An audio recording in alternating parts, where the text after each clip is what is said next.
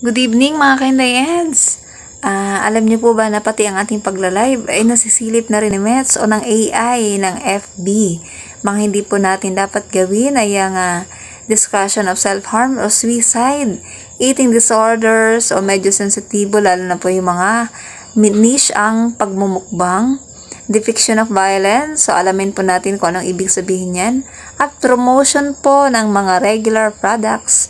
So yan mga ka-Inday, balikan natin yung eating disorder. Hindi po maaari yung mga nakikita po sa ating live, yung mga hindi po tamang gawi o asal sa ating pagkain.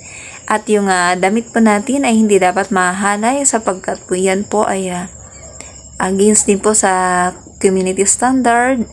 Yung estilo ng ating pananamit, dapat po ito ay formal o desente.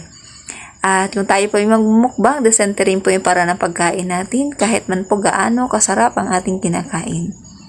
At promotion po ng anumang produkto ay hindi rin po tayo lisensyado upang mag-promote ng anumang produkto mga ka-Inday upang maiwasan ang anumang paglabag sa mga flag content. God bless sa ating lahat.